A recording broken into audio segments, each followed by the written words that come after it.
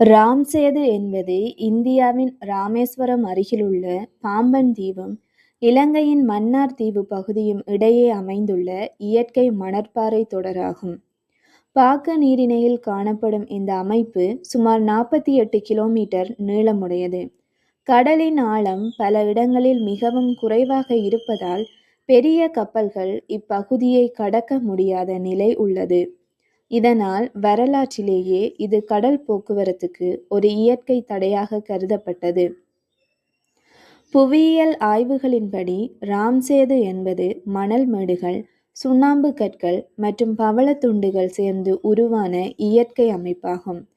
கடல் மட்ட உயர்வு மற்றும் கடல் சுழற்சி மாற்றங்கள் காரணமாக ஆயிரக்கணக்கான ஆண்டுகளில் இது உருவானதாக விஞ்ஞானிகள் கருதுகின்றனர்.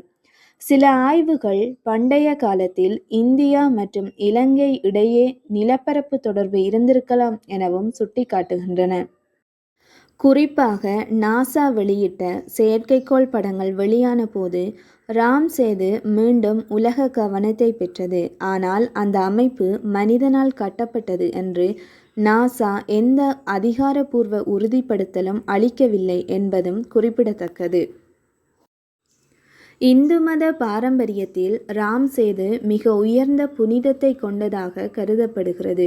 ராமாயணம் இதிகாசத்தின்படி ராமர் தனது படையுடன் இலங்கைக்கு செல்வதற்காக இந்த பாலத்தை கட்டினார் என்று நம்பப்படுகிறது. இந்த நம்பிக்கையால் ராமேஸ்வரம் பகுதி முக்கிய தீர்த்த யாத்திரை மையமாக வளர்ந்துள்ளது. ஆண்டுதோறும் ஆயிரக்கணக்கான பக்தர்கள் இந்த பகுதியை தரிசிக்க வருகின்றனர். பழைய அரபு மற்றும் ஐரோப்பிய வரைபடங்களில் இந்த பகுதி ஆடம்ஸ் பிரிட்ஜ் என்று குறிப்பிடப்பட்டுள்ளது.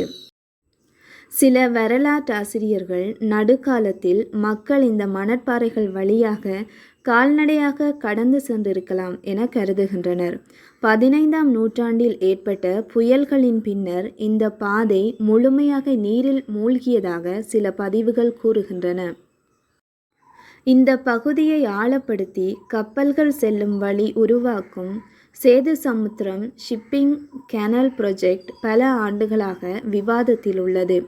இந்த திட்டத்தின் நோக்கமாக இந்திய கிழக்கு மற்றும் மேற்கு கடற்கரை இடையேயான கடல் தூரத்தை குறைத்தல், வணிக கப்பல் போக்குவரத்தை வேகப்படுத்தல், துறைமுக வளர்ச்சியை ஊக்குவித்தல் போன்றன உள்ளன.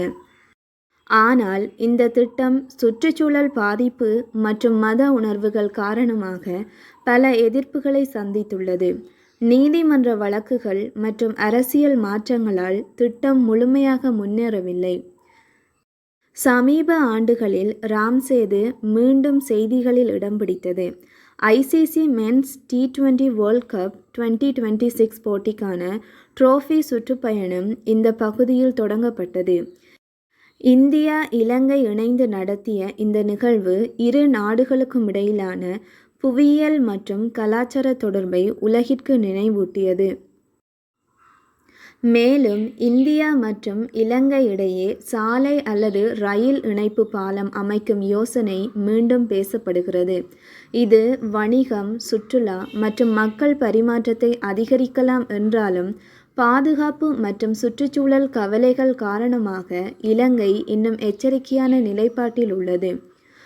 ராம் சேது அமைந்துள்ள பாக்கு நீரிணை பகுதி கடல் உயிரினங்கள் நிறைந்த முக்கிய சூழலியல் மண்டலமாகும். பவளப்பாறைகள், கடல் பாசி, அரிய மீன் வகைகள் ஆகியவை இங்கு காணப்படுகின்றன.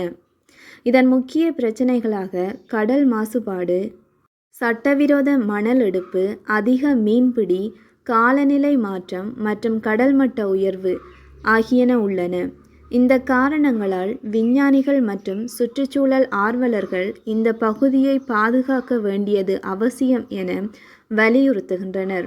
ராமேஸ்வரம் மற்றும் மன்னார் பகுதிகளில் மத சுற்றுலா மற்றும் இயற்கை சுற்றுலா வளர்ச்சி வாய்ப்பு அதிகம் உள்ளது.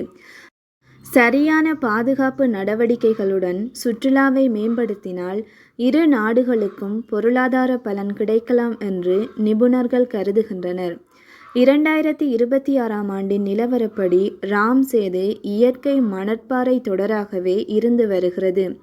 எந்த புதிய கட்டுமான மாற்றமும் நிகழவில்லை. இருப்பினும் இது மத நம்பிக்கை, அறிவியல் ஆய்வு, சுற்றுச்சூழல் பாதுகாப்பு மற்றும் இந்தியா இலங்கை உறவுகள் ஆகிய பல துறைகளில் தொடர்ந்து முக்கியத்துவம் பெறுகிறது.